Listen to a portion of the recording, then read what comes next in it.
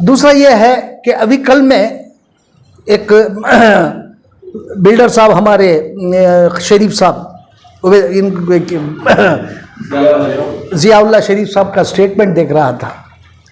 भाई जब जियाउल्लाह शरीफ साहब को औक़ाफ़ वक्फ बोर्ड ने रिटर्न इसमें दे दिया है कि आप वहाँ डबल रोड की ज़मीन पे जो है ना आप कंस्ट्रक्शन का काम कर सकते हैं, तो उनको क्यों रोक रहे हैं फिर वक्फ बोर्ड से? जब एक बार उन्होंने वो एक अच्छा काम कर रहे हैं, कौम के लिए कुछ अच्छा काम करें, तो उनको रुकावट क्यों पैदा कर रहे हैं? वहाँ वक्फ बोर्ड क्यों रोक रहा है उनको?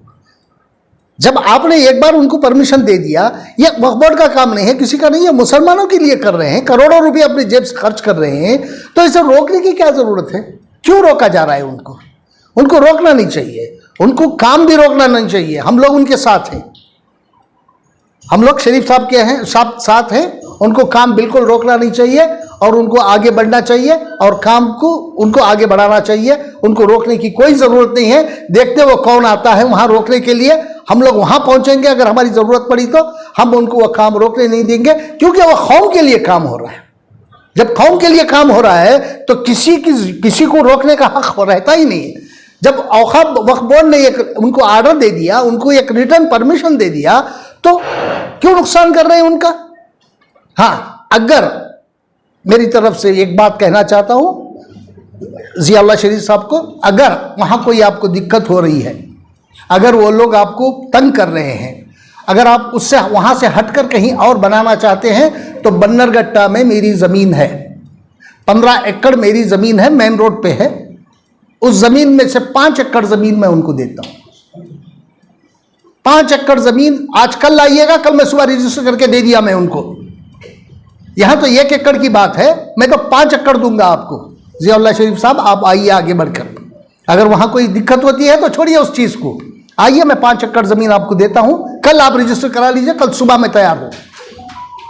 क्लियर है? ये जो है ना इसके जो है ना, इसका रोड है ना आपका हिमालय ड्रग्स का जो रोड है, अंदर से जो हैसरगट्टा से जाता है, उसी गोल्डन पाम जो संजय का जो रिसॉर्ट था, उसी रोड पे है मेरी ज़मीन।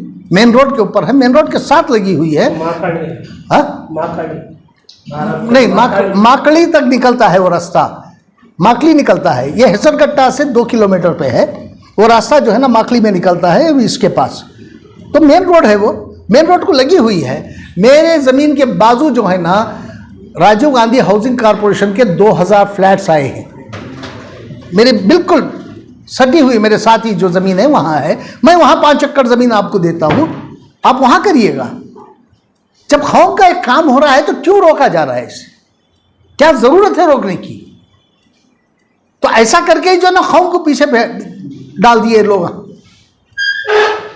जब वक्फ बोर्ड कैसे कैसे लोगों को आपने ज़मीन दी है, वक्फ बोर्ड वालों ने चोरों को, उचक्कों को, गैर गलत काम करने वालों को, फ्रॉडों को आप ज़मीन देते हैं। एक अल्लाह का बंदा एक सामने आके आगे आके जो है ना उस पर अगर कुछ कौम के लिए बनाना चाहता है, करोड़ों रुपए अपने जेब से खर्च करना चाहता है, तो आप उसे रोक क्यों रहे हैं? और वक्फ बोर्ड को चाहिए कि उनको रोकने की ज़रूरत नहीं है और रोकना नहीं चाहिए, क्योंकि अगर रोकेंगे तो बुरा होगा इनका, वक्फ बोर्ड वालों का। हम खामोश नहीं बैठेंगे। कौम की मिल्कियत है, कौम की मिल्कियत कौम वाले को देने की क्या ज़रूरत है? जब आप दूसरों को देते हैं, गैर कौमों को देते हैं, उनको लीज पे देते हैं। एक स्वामी जी को आप दे दिए वहाँ इसमें जाके कुर्गी में, और यहाँ जो है ना शिव समंदर में एक हिंदू को आप दे दिए। तो मुसलमान अगर दे दिए, देने के बाद आप क्यों रोक रहे हैं उसे बनाने से?